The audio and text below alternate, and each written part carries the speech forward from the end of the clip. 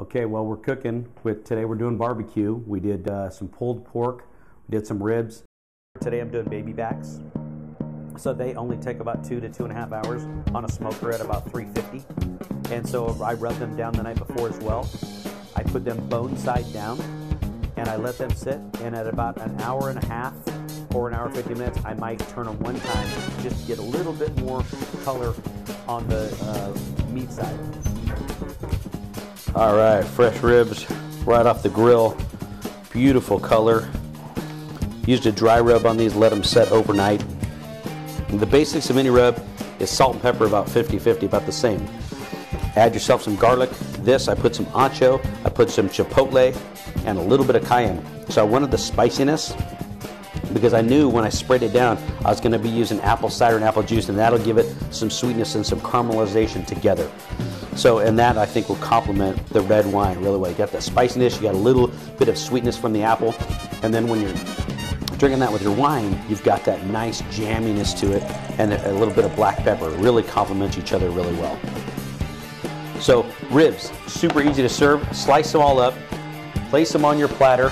You can put a little garnish out there if you wanted to, a little bit of lettuce or something, or if you did a cold slaw, you could use some of that leftover cabbage, the dryness, and put it here if you're wanting to give your plate some color.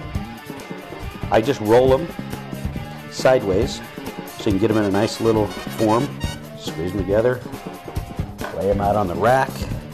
Next batch coming. And this is where the cook gets to pick, because when you get some that are broken, that's going to be your spares, or when people come by because they smell them, you just leave a few out, and those will be what they get. You can always, that way you're presenting the really nice ones.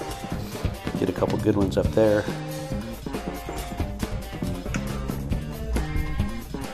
It's Super Bowl time, and we got Indianapolis. We've got the Saints or the Aints. They've never been to the Super Bowl. So I pulled out the good stuff. You know, the James David Cellars, Eagle Point Ranch. Jake even likes it. A little sniff. So Super Bowl barbecue. Listen, if you can't get Syrah, let me suggest a couple other things you could have. A nice Meritage. That's generally a Cab Merlot, Cab Franc blend. Those would go really well, handle some of the subtleties. A Zinfandel could work. You know, a nice jammy Zinfandel. Or you can email me at david@jamesdavidcellars, and I would be happy to send you a recommendation. Or if you're on the fanbook page at Facebook, you can shoot me a little comment there, and I'll make some specific recommendations on wine if you have the specific questions. There's a lot of great opportunities during the Super Bowl to have barbecues and wines and friends. And like we say at James David Cellars, it's what friends share. Cheers.